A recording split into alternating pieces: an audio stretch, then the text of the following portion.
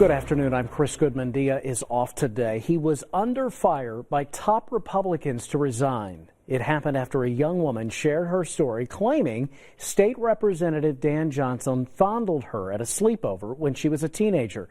He adamantly denied that accusation, but last night the coroner says the preacher and lawmaker committed suicide. Lee Searcy is live in Frankfort now with today's LEX 18 big story at noon. Well, a lot of shock and sadness here in Frankfort after learning about Representative Johnson's death, his suicide, the topic of many private conversations around the Capitol. Last night, police found the 57-year-old's body along a riverbank in Bullitt County. The coroner says Johnson drove up to the end of a bridge, then apparently shot himself.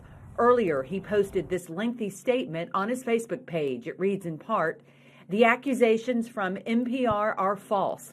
God and only God knows the truth. Nothing is the way they make it out to be. America will not survive this type of judge and jury fake news. Conservatives take a stand," end quote.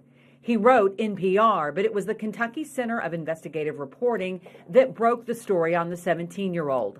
The group released its own statement, sending condolences to the family and adding, quote, "Our aim, as always, is to provide the public with fact-based, unbiased reporting and hold public officials accountable for their actions," end quote.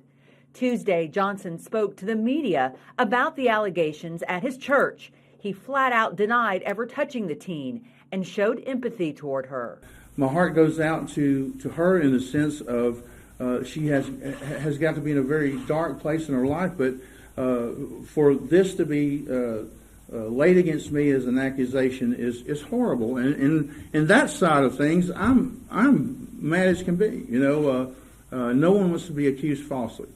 Last night, Governor Bevin tweeted this response: "Saddened to hear of tonight's death of Kentucky Representative Dan Johnson. My heart breaks for his family tonight. These are heavy days in Frankfort and in America. May God indeed shed his grace on all of us. We sure need it." And we have reached out to the governor today to see if he will be speaking to us in person on camera rather than tweeting to everyone about this story. And we have yet to hear from the governor's office. But just a while ago, the governor did tweet this about some of the hateful messages being shared across social media.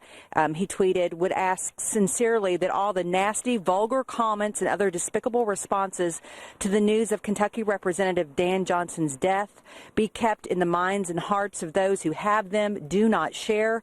Please have respect for his family and friends at this time. Thank you." Of course, we will have much more on this developing story coming up later today. We are covering the news live in Frankfort from the LEX 18 mobile newsroom. Back to you.